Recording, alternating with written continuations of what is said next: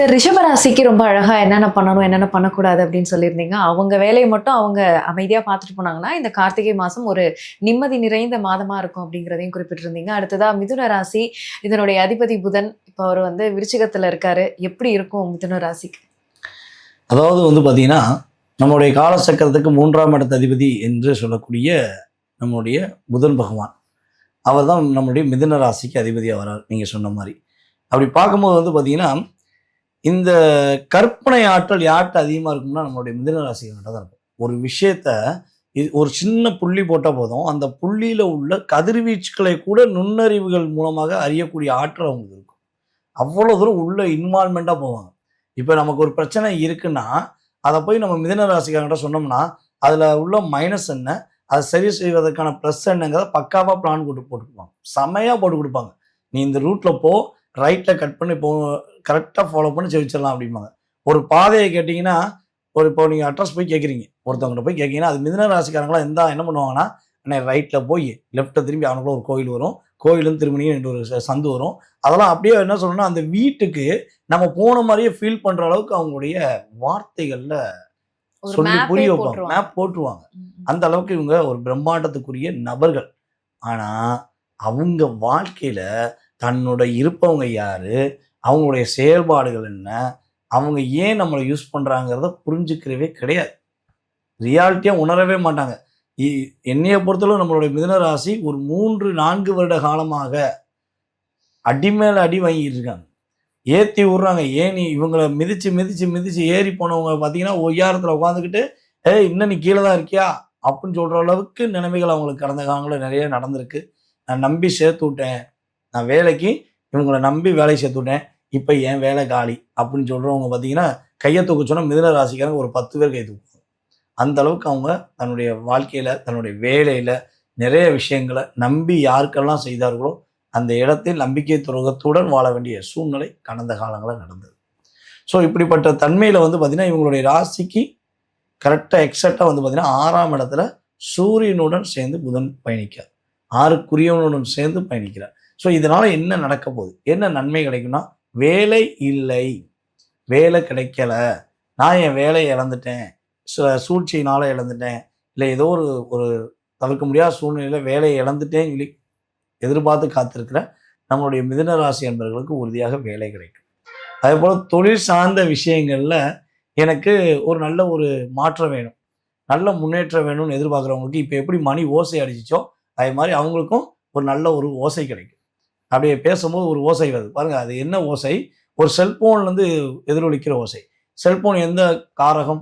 3ஆம் இடம். அப்ப மிதுன ராசிக்கு சொன்னது பலிக்க போகுதுங்கிறத என்ன பண்ணுது? இந்த பிரபஞ்சமே அவங்களுக்கு உறுதிப்படுத்துது. அந்த அளவுக்கு இவங்களுக்கு நிறைய மாற்றங்கள் உண்டாகும். மிகப்பெரிய முன்னேற்றங்கள் ஏற்படும். புதிய தொழில் தொடங்குவதற்கான ஒரு யுக்தி உருவாகும்.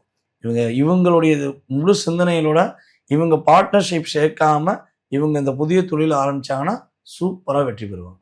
அதை விட்டுட்டு யார் கூடயாவது சேர்ந்து பார்ட்னர்ஷிப் செய்வோம் அப்படின்னு இன்னொருத்தவங்க ஐடியா கொடுத்தாங்கன்னா மாட்டிக்கிடுவாங்க. அதனால இவங்க சுயமாக செய்கின்ற எந்த தொழிலா இருக்கட்டும், எந்த வேலையாக இருக்கட்டும், அதில் இவர்களுக்கு வெற்றிகள் தேடி வந்து மகிழ்ச்சிகளை கொடுக்கக்கூடிய வாய்ப்புகள் அதிகமாக உண்டு. அதே போல நம்மளுடைய மிதுன ராசி அன்பர்கள்ல யாரெல்லாம் காதல் திருமணத்துக்காக காத்திருக்கேங்க, பல வருட காலமாக மானே தேனே பொன்மானேன் என்று உருகி உருகி காதலிக்கிறேன், இந்த காதலை நான் என் வீட்டில் சொல்லலாமா அப்படின்னு எதிர்பார்க்கணும், கண்டிப்பா சொல்லலாம். இந்த கார்த்திகை மாசத்துல வீட்டில் போய் காதலை சொல்லலாம். ஆனா காதலை சொல்லி இவங்களுடைய ரியாலிட்டியான உண்மையை இவங்க சொல்லணும். அதை விட்டுட்டு வேகத்தின் தன்மையில பேசக்கூடாம இவங்க உண்மையை சொல்லி அவங்க காதலை சொன்னாங்கன்னா காதலுக்கு 70-80% வெற்றிகளே கிடைக்கும். தோல்வி கிடைப்பதற்கான வாய்ப்புகள் இல்லை. உண்மையான காதல் உண்மையாக என்ன பண்ணும்? வளர்ச்சி அடையும். போலியான காதல் இருந்தால் இந்த மாதத்துடன் அது முடிவடையும் என்பது உறுதியாக சொல்றேன். ரெண்டுமே உண்டு, பிளஸும் உண்டு மைனஸும் உண்டு. மைனஸுக்கு மைனஸே கிடைச்சிடும், பிளஸுக்கு கண்டிப்பா பிளஸ் ஆகும் அப்படிங்கிறது கிரகத்துடைய ஒரு மிகப்பெரிய அமைப்பாக நம்ம கருதலாம். சரி, உண்மையான காதலா இருந்தா கண்டிப்பா சேரும். இல்ல அந்த காதல் சேராது, அதுல உண்மை இல்லை அப்படின்னா கண்டிப்பா அது பிரிஞ்சிடும் அப்படின்ற மாதிரியும் சொல்லியிருக்கீங்க. அடுத்து இவங்க எதுலலாம் கவனமா இருக்கலாம், தொடர்ந்து அவர்களுக்கான வழிபாடு? நம்மளுடைய மிதுனராசி அன்பர்கள் இந்த மாதத்தில் மிக கவனமாக இருக்க வேண்டிய விஷயம் அப்படின்னு சொல்லி பார்த்தீங்கன்னா, இந்த போலிகளை கண்டு ஏமாறாமல் இருந்தால் போதும். உங்களுக்கு அந்த ஆஃபர் வருது, இந்த ஆஃபர் வருது, இந்த எஸ்எம்எஸை தொடுங்க, நீங்கள் டாப்பில் போயிடுவீங்க, அப்படி இப்படிங்கிற ஏதாச்சும் ஒரு தேவையில்லாத விவாதங்கள் வருதுன்னா கண்டிப்பாக இவங்க அதில் கவனமாக இருக்கணும். அவசரப்பட்டு ஒரு விஷயத்தை செஞ்சாங்கன்னா ஏமாற்றத்தை சந்திக்க வேண்டிய சூழ்நிலை கிரகங்கள் கொடுத்துரும். அப்போ எந்த ஒரு ஆஃபரும் வேண்டாம், எந்த ஒரு மிகப்பெரிய பிரம்மாண்டமும் வேண்டாம். நானாக இருக்கேன், நான் உழைக்கிறேன், நான் சாப்பிட்றேன், நிம்மதியாக இருந்தால் போதும் அப்படிங்கிறத இவங்க கடைப்பிடிக்கணும். அதே போல் வயிறு வலி சம்மந்தப்பட்ட பிரச்சனைகள் சம்டைம் உங்களுக்கு வர்றதுக்கான வாய்ப்பு இருக்குது. அப்படி எதுவும் வந்துச்சுன்னா பக்கத்தில் இருக்க சிறந்த மருத்துவர்களை பார்த்து அவங்க அதை சேஞ்ச் பண்ணிக்கிட்டாங்கன்னா பெரிய பாதிப்பு வராமல் இவங்க கட்டாயமாக தப்பிச்சு கொள்ளலாம் என்பது கிரக ரீதியான உண்மை. இவங்க என்ன வழிபாடு செய்யலாம் அப்படிங்கும்போது நம்முடைய ஈஸ்வரன் என்று சொல்லக்கூடிய சிவபெருமான், அதே போல் முனீஸ்வரர், இந்த 2 பேரையுமே இவங்க கைப்பற்றி கொண்டாங்கன்னா ஒவ்வொரு வெள்ளிக்கிழமையும் இவங்க மனசார வழிபாடு செஞ்சாங்கன்னா ஃபுல் வைப்ரேஷன் இவங்களுக்கு கிரகங்கள் கொடுக்குற மாதிரி இறை அருளும் கிடைக்கும். அதனால் இவங்க ரொம்ப ரொம்ப மகிழ்ச்சியாக இருப்பாங்க. கண்டிப்பா சார். ரொம்ப அழகா சொன்னீங்க. மிதுன ராசிக்கு வந்து கூட்டு சேராம தன்னிச்சு நீங்க செயல்பட்டீங்கன்னா ரொம்ப நல்லா இருக்கும் அப்படின்னு சொல்லியிருந்தீங்க. அடுத்ததா காலச்சக்கரத்தினுடைய 4ஆம் ராசி கடக ராசி, சந்திரனோட சொந்த வீடு. அந்த ராசிக்காரங்களுக்கு கார்த்திகை மாதம் எப்படி இருக்கும்? அதாவது பார்த்தீங்கன்னா 4ஆம் இடம் தான் நம்முடைய தாயை குறிக்கக்கூடிய கிரகம். அந்த 4ஆம் இடத்து அதிபதி யாருன்னா நீங்கள் சொன்ன மாதிரி சந்திரன். அம்மா வந்து ஒரு குழந்தைய வந்து எப்படி ஒரு பேணி காப்பாங்க? அப்பா வந்து என்ன சொல்றாரு, உயிர் கொடுக்காது, நம்ம இல்லைன்னே சொல்லலை. அந்த உயிரை உருவாக்கி அழகாக்கி வடிவமாக்கி அதை அற்புதமாக வெளியே கொண்டு வந்ததும் தாய் தான். அந்த குழந்தைகளை மிகப்பெரிய கவனமாக அரவணைப்பாக வளர்த்ததுமே நம்மளுடைய அம்மா தான்.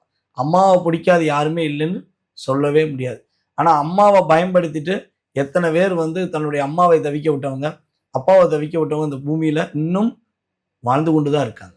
அதே மாதிரி தான் கடகராசி அன்பர்களுமே வந்து பார்த்தீங்கன்னா அனைவரையும் நம்பி பல இடங்களில் ஏமாந்துருக்காங்க, பல இடங்களில் பல போராட்டங்களை சந்திச்சுக்கிட்டு இருக்காங்க.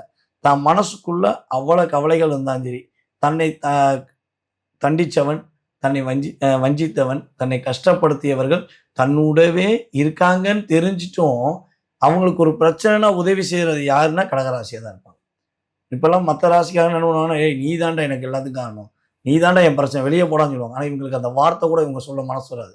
என்னதான் இருந்தால் என்ன பண்ண, நம்ம பிள்ளையாச்சேன்னு சொல்லி எப்படி அம்மா வந்து அரவணைப்பாக கொண்டு போகிறாங்களோ அதே மாதிரி இவங்களும் என்னதான் இருந்தாலும் நம்ம கூட ஒரு கொஞ்ச நாள் இருந்துட்டாங்க, நம்ம கூட பாசமாக இருந்துட்டாங்க. அது கணவன் மனைவியாக இருந்தாலும் சரி, அல்லது நட்புகளாக இருந்தாலும் சரி, உறவுகளாக கூட பிறந்த உடன் பிறப்புகளாக இருந்தாலும் சரி, நம்மளுடைய கடகராசிக்காரங்களுடைய மென்மையான குணமே அதுதான். இதுதான் இவங்களுடைய ப்ளஸ்ஸும், இதுதான் இவங்களுடைய பெரிய மைனஸும். ஸோ அந்த அளவுக்கு ஒரு லாக்கில் இருந்தாங்க. இப்போ ஒரு கிட்டத்தட்ட வந்து பார்த்திங்கன்னா சனி பகவான் அவங்களுக்கு 8ஆம் இடத்துலேருந்து இப்போ 9ஆம் இடத்துக்கு போயிட்டார். ஆனால் 9ல் போனாலும் அவர் சும்மா விடலை. கடகராசி அன்பர்களில் பூச நட்சத்திரக்காரங்களை புரட்டி போட்டு எடுக்கார். 90 நாள் 120 நாளாக நான் என்ன பண்ணே தெரியல, இடம் விட்டு இடம் மாற்றிக்கிட்டே இருக்காங்க, என்னை எதுக்காண்டி என்னை மாற்றுறாங்கன்னு தெரியல, நான் ரைட்டாக தான் வேலை பார்த்தேன், யார் தூண்டி விட்ட வேலைன்னு தெரியல, நான் ஒரு இடத்துலேருந்து வேலை பார்க்க முடியலன்னு வார்த்தையை உபயோகப்படுத்தினா அது பூச நட்சத்திரம்னு நம்ம சொல்லிடலாம். மன அழுத்தம் மட்டுமே இருக்குன்னு அது கடகராசி அப்படின்னு சொல்லலாம். அந்த அளவுக்கு சனி பகவான் அவருடைய ஒரு சிறப்பான செயல்பாடை செஞ்சுருக்காரு வக்ர நிலையில் அமர்ந்து. ஸோ அந்த வக்ர நிலையில் இருக்கிற சனி பகவானை நம்மளுடைய ராசிக்கு உள்ளே வந்திருக்க குரு பகவான் என்ன பண்ணுறாரு, கண்ட்ரோல், நிதானமாக இருங்க, கொஞ்சம் பொறுமையாக இருங்க அப்படிங்கிற ஒரு அமைப்பை ஏற்படுத்தி மிகப்பெரிய மாற்றத்தை நம்முடைய குரு சிறப்பாக செஞ்சு கொடுத்துக்கிட்டு இருக்காரு. ஸோ இந்த கிரகங்கள் மற்ற கிரகங்கள் வந்து பார்த்திங்கன்னா கடகராசிக்கு மிகப்பெரிய ஒரு சவால் கொடுக்கக்கூடிய செயல்பாடாக இந்த மாதத்தை செயல்படுத்த போகிறாங்க. கண்டிப்பாக சவாலாக இருக்கும். இவங்க எந்த விஷயத்தில் எடுத்துக்கிட்டாலும் பல போட்டிகள் வரும்.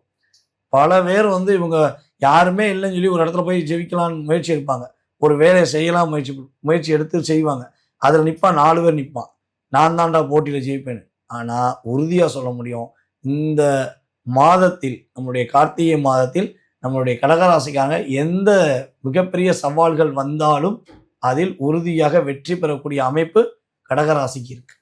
எவ்வளவு பெரிய துரோகங்கள், எவ்வளவு பெரிய பிரச்சனைகள் வந்தாலும் அதில் முழுமையான நேர்மையான மனிதர் என்று அல்லது நேர்மையான பெண் என்று போற்றக்கூடிய அளவுக்கு இவங்களுக்கு மிகப்பெரிய நல்ல மாற்றங்கள் உறுதியாக கிரகங்கள் கொடுக்க போகுதுங்கிறத நம்ம பார்க்குறோம். அதுக்கடுத்து வந்து பார்த்தீங்கன்னா நம்மளுடைய கடகராசி அன்பர்களில் பெண்களுக்கு மிகப்பெரிய ஒரு உதவியாக பெண் மூலமாகவே கிடைக்க போகுது. ஆண்களுக்குமே பெண்ணு தான் உதவி செய்ய போறாங்க. இங்க கடகராசி பெண்களுக்குமே பெண்கள் தான் உதவி செய்யக்கூடிய ஒரு பாக்கியம் உண்டு. அப்ப அது எந்த பெண் அப்படின்னு ஒரு கேள்வி வைப்பாங்க. புதுசா ஒரு பெண் வருமா அப்படிம்பாங்க. அது புதிய பெண்ணா இருக்கலாம், இல்ல உங்க கூடயே பழகுற உங்க சகோதரியா இருக்கலாம், உங்களுடைய தோழியா இருக்கலாம், அல்லது உங்க கூட வேலை பார்க்குற சக தோழிகளாக இருப்பதற்கான பாக்கியம் கிரக ரீதியா உண்டு. அது எந்த பெண் அப்படிங்கிறது வந்து பார்த்தீங்கன்னா, நீங்கள் ரியாலிட்டியாக உணரக்கூடிய அளவுக்கு கிரகங்கள் உங்களுக்கு காமிச்சு கொடுக்கும். அவங்கள மட்டும் விட்டு கொடுக்காதீங்க. அவங்க மேல அதிகமா அக்கறை காட்டுங்க. அது உங்க மனைவியா கூட இருக்கலாம். மேக்ஸிமம் உங்க மனைவியா கூட இருப்பதற்கான ஒரு பாக்கியம் கிரக ரீதியாக ஏற்பட போகிறது என்பது நிதர்சனமான உண்மை. ஸோ அவங்களுக்கு நல்ல பலன்கள் எல்லாத்தையுமே அடுக்கடுக்கா சொல்லிட்டீங்க. அடுத்து அவங்க எதுலலாம் கவனமா இருக்கணும்? தொடர்ந்து அவர்களுக்கான வழிபாடு. அதாவது கவனம் அப்படின்னு சொல்லி பார்த்தா, நம்மளுடைய கடகராசி அன்பர்கள் பொதுவாகவே அவங்களுடைய நண்பர்களிடம் ரொம்ப ரொம்ப எச்சரிக்கையா இருக்கணும். அதிகம் கூட்டம், தனக்குன்னு ஒரு கூட்டம் இருக்கு, தனக்குன்னு அதிகமான நண்பர்கள் இருக்காங்கன்னா அது கடகராசிக்காரங்கன்னு எடுத்துடலாம். ஓகேவா? ஆனா இருந்தாலும் அந்த நண்பர்கள் மூலமாக நன்மை அடைந்த ராசின்னா அது கடகராசி கிடையாது. 100 நண்பர்கள் வச்சிருப்பாங்க, 10 பேர் வச்சிருப்பாங்க, டேட்டாஸ் நிறைய வச்சிருப்பாங்க. அதுல இவங்களுக்கு பயனுள்ள டிக் அடிச்சு இவங்க கேட்டாங்கன்னா 2 பேரை கூட தேர்ந்தெடுக்க முடியாது. அந்த அளவுக்கு நிறைய எதிர்மறையான விஷயங்கள் கடந்த காலத்தில் நடந்திருக்கு. ஸோ இந்த மாதம் அவங்களுடைய உறவினர்கள் மற்றும் நண்பர்களிடம் மிக கவனமாக யோசித்து முடிவெடுக்க வேண்டிய ஒரு சரியான காலம். அதே போல் அவங்க ஏதாச்சும் புதிய விஷயங்கள் கொடுக்காங்க, ஒரு புதுசாக ஏதாச்சும் உருவாக்குற செயல்பாடை கொடுக்காங்கன்னா கொஞ்சம் நிதானமாக செயல்பட்டாங்கன்னா இவங்க மாட்டிக்கிற மாட்டாங்க. கரெக்டான முறையில் வெற்றி பெறுவதற்கான வாய்ப்பு சூப்பராக இருக்கும். இப்போ இந்த மாதம் கார்த்திகை மாதத்தில் நம்முடைய அன்பார்ந்த கடகராசி அன்பர்கள் மாரியம்மனை போய் பிடிச்சிக்கணும். மாரியம்மன் அவங்களுடைய வீட்டு பக்கத்தில் எந்த மாரியம்மன் இருந்தாலும் சரி, அது முத்து மாரியம்மனாக இருந்தாலும் சரி, சந்தன மாரியம்மனாக இருந்தாலும் சரி, மாரியம்மன் அப்படின்னு ஒரு கோவில் இருந்துச்சுன்னா அது பின்னாடி என்ன தெய்வங்கள் வந்தாலும் பரவாயில்ல, அதை பற்றிலாம் யோசிக்க தேவை. மாரியம்மன் வந்துட்டாலே போய் மனசார போய் வழிபாடு செஞ்சு அந்த அம்மனை போய் தன்னுடைய கவலைகள் கஷ்டங்கள் எல்லாம் வெளிப்படையாக ஒவ்வொரு திங்கட்கிழமையும் இவங்க வந்து மனசார வழிபாடு செஞ்சாங்கன்னா ரொம்ப மகிழ்ச்சியாக இருப்பாங்க. இன்னல்கள் இல்லாமல் சிறப்பான ஒரு ஒளி வீசக்கூடிய ஒரு மாதமாக இருக்கும். கண்டிப்பா சார். கடகராசிக்கு வந்து கார்த்திகை மாதம் எப்படி இருக்கும் அப்படிங்கிறத ரொம்ப அழகாவே சொன்னீங்க.